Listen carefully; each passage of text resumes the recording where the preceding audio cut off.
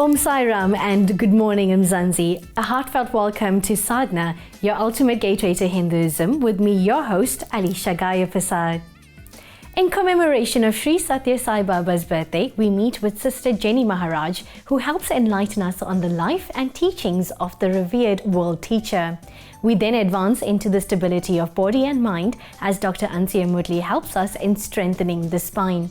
Thereafter, we witness the praise of Lord Vishnu in the classical style of Ram Bhajans. We close off today's show with a harmonious bhajan dedicated to Sri Sathya Sai Baba. Plant the seeds of love in your hearts. Let them grow into trees of service and shower the sweet fruit of Ananda. Share the Ananda with all. These wise words seem to sum up the teachings of Sri Sathya Sai Baba. Today we sit in conversation with the president of the Sathya Sai Organisation in South Africa, Sister Jenny Maharaj, as we find out more about Baba, the highly revered spiritual leader and world teacher whose life and message are inspiring millions of people throughout the world to turn Godward and to lead more purposeful and moral lives. Om Sai Ram, Sister Jenny Maharaj. Please provide our viewers with an introduction of yourself and share with us how you came to know of Sri Sathya Sai Baba. Well, professionally, I come from a legal background and I've been in the profession for many years. Swami came into my life as the most beautiful, the sweetest, and the most delicate miracle. I call it a miracle. I got actively involved in Swami's mission and his organization in the early 90s. But I actually heard of Swami in 1973, just before I got married. And it's quite ironic if you understand where I am today. At that stage, I was not impressed about what was going on and what was being said about Sri Sathya Sai Baba. I actually thought he was a magician and didn't want to be involved in any way with him. But our beloved Bhagwan Sri Sathya Sai Baba must have forgiven me, because he definitely made sure, there's a saying, you do not find your guru, but when you're ready, your guru finds you. And that is exactly what happened to me. Tell me briefly about the life that Sri Sathya Sai Baba led, as well as the influence he had in South Africa, given the fact that a few years ago it was the fastest growing spiritual movement in South Africa. Swami's life was very, very simple. I can sum it up in the simple words that he used about his teachings. He said, love all, serve all. Yes. Help ever, hurt never. And then he later on, in order to encourage a kind of transformational connection with his devotees so that they looked to their inner transformation, he then spoke about 3 injunctions. And he said, that is all you need to do. And the first injunction was, love God. The second injunction was, fear sin. And the last injunction was, be moral. And, we all get so excited about what are the miracles that Sri Sathya Sai Baba has performed. But I was very fortunate in 1999 to have a one-on-one interview with Bhagwan at Prashanthi Nilayam.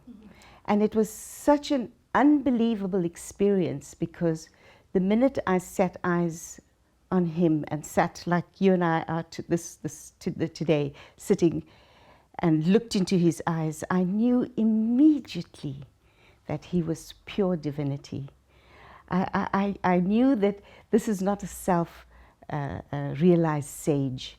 There was something way beyond my understanding. And it became very clear within me that I was before a presence. And I've never ever lost that wonderful connection I had with him on that day. Sri Sathya Sai Baba established several ashrams. However, he spent most of his time in his main ashram known as Prashanti Nilayam. Tell me, what are the activities and initiatives that take place there?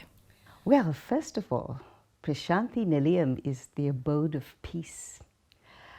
And you have to physically experience it. I was very blessed over many years to go to Prashanti Nilayam almost on an annual basis to visit Swami. And it was only his divine will for sure. You go there and you are suddenly engulfed in this most beautiful sense of peace. So Prashanti is absolutely a retreat that you want to go again and again because it rejuvenates your soul. And now with COVID-19 hitting us globally, how are the activities taking place there? Well, at the moment, like the rest of the world, obviously they are all observing the COVID restrictions and following rather the protocols that have to be observed. The ashram is opened on a very limited basis. It was shut down for a while, but it's open now because I think the ashram is looking forward in preparation for Swami's birthday. And of course, a lot of people don't realize this. As much as the teeming millions in India flocked to Prashanti Nilayam, devotees across the globe always made their way there. You know, they created beautiful Christmases. I've been to quite a few Christmases in Prashanti. I think they were some of the best I've ever experienced in my life. Wow. And there's always something special. What was the purpose of the mission of Sri Sathya Sai Baba? And tell me, is his legacy being continued and carried forward with the current generation? Yes, you know, Swami's principles are based on the 5 human values, and it's love, truth, righteousness, non-violence, and peace. You cannot teach that to anyone. So he has created this program of education in human values so that you can bring it out in human beings. And I think that is the most important thing, because we all have it. The human values is the key component of his teachings. Swami has brought into this world the simple teachings that we as human beings already have. We have those divine principles in us. But he's given us tools to use effectively and to enable us to go out into the world. You've got to sense that what I call that Sai love.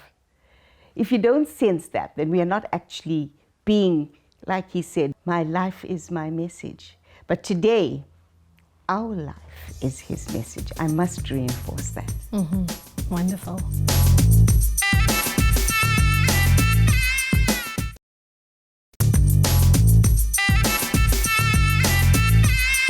Welcome back. The seers of ancient India professed and practiced yoga as a means to blissfully unite with the Supreme. Though India may be the homeland of yoga, it has grown in popularity in foreign lands, specifically in our own land, South Africa. In Yoga for Wellness today, Dr.Ansuyah Moodley showcases the triangular posture known as Trikonasana, which aids in the balance and stability of the body, as well as the lengthening of the spine. Besides helping to burn off belly fat, regular practice is said to take you closer to the bliss of the divine. Namaste. In today's yoga session, we're going to do a very popular and beneficial asana in standing position, and that is starting from mountain posture, which is Tadasana. It is called Trikonasana, and as the name suggests, we use the limbs of the body to form the shape of a triangle. It's very beneficial in the sense that we widen the hip and also the arms, so it does allow for lots of stretching and it reduces the amount of stiffness. Very gently, all of you go into mountain posture, which is Tadasana, facing forward at the center of your mats. Make sure that the feet are together, or you may have it fist distance apart for comfort. Very gently place the arms on either side of the waist, fingers pointing forward. Engage the core muscles. Make sure that the head, neck, and spine is nice and straight, a smile on the face. Now very gently move the feet so that they're slightly wider than hip distance apart. Start to engage the knees. Make sure that your chin is parallel to the ground. Very gently, starting with the right leg, turn the foot 90 degrees away from you. Very good. The left foot can be turned inward from 15 to about 45 degrees for greater comfort. Make sure that the trunk of the body is still facing forward. Very good. Then very gently take the arms so that they are parallel to the ground and let them have a beautiful stretch from the fingertips all the way to the armpits. And then very gently tilt the body from waist slightly to the right. And then very gently as you go down, make sure that you go sideways and not forward. Take the right hand all the way as far as you can. It could be just below the knee to the area of the shin or to the ankle, or if you can go all the way to the bottom of the foot. The left hand and the right hand should form a straight line, and then very gently look up towards the left arm. But if you find that you're having some degree of uneasiness or discomfort, then you can very gently move the head forward, or you can move the head to look down. And then very gently come out of that position, arms on either side, at the hips, right foot forward, left foot forward, and back to position. Back to Tadasana. Head, neck, and spine nice and straight. Take a deep breath in and exhale.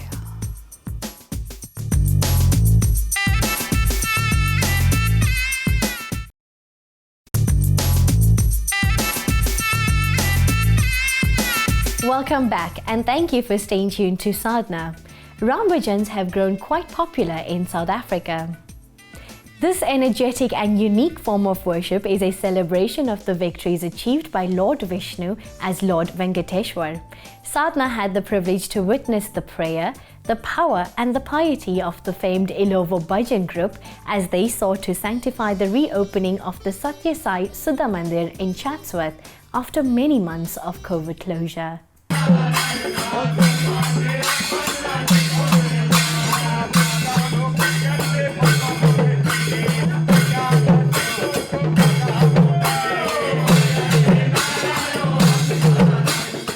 This is an annual function we have, Ram Bhajan, on our calendar, the Sathya Sai Baba Trust.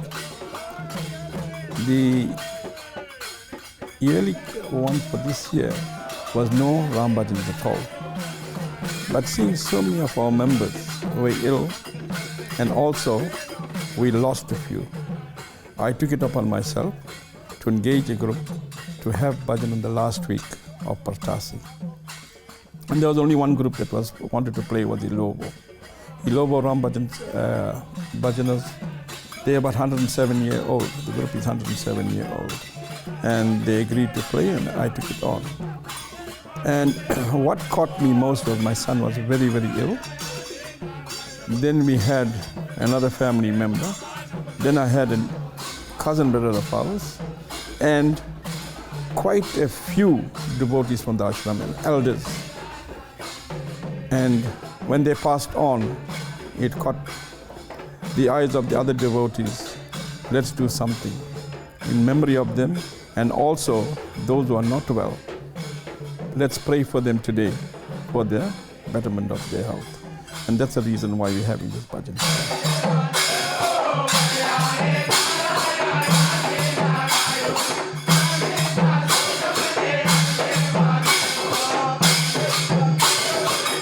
My first experience with Ram Bhajan was in the early 80s. It was a family prayer that we used to have. And, it normally starts outside your property in a three-corner road, and the prayer is invoked when you invoke Lord Ganesha, and the group comes together and they sing. But it's unlike any other satsang. The vibration that gets created after they invoke that bhajan and start singing, I think the vibration that's created from the drums and the cymbals and the boy singing with full throat, it's a vibration that it's so difficult to explain. It's as though it lifts your spirit to another level when the group gets together and sings with so much of joy and praise of Lord Ram. Ram Bhajan, our forefathers brought this when they came in 1860.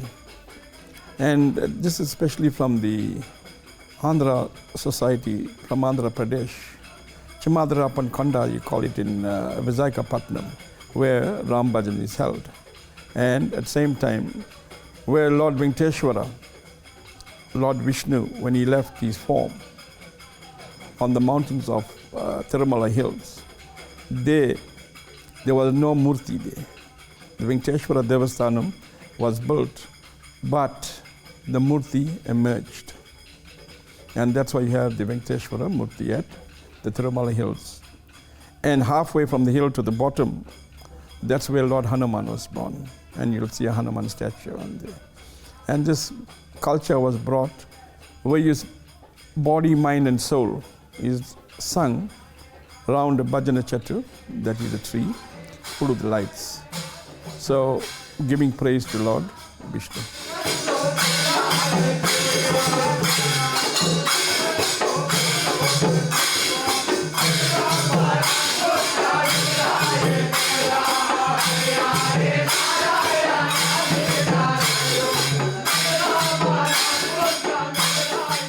What I've learned, Bhagwan Sri Sathya Sai Baba said in one of his books, he said, you should not just become a follower of tradition.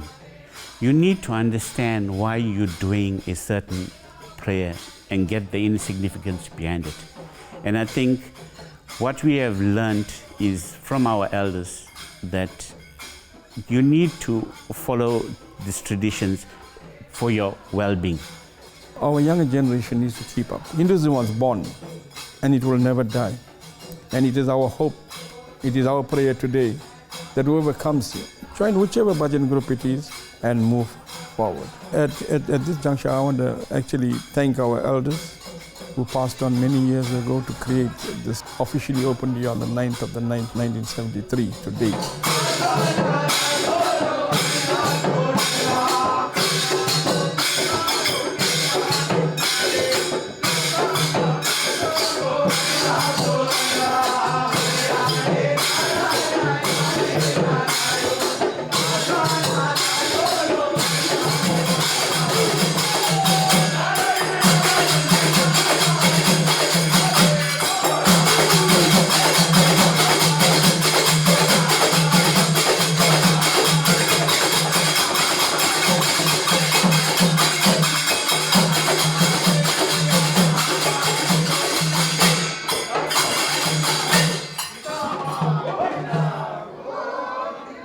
Sai Baba said that those who sing bhajans get what can be called a double promotion, for they derive joy and distribute joy.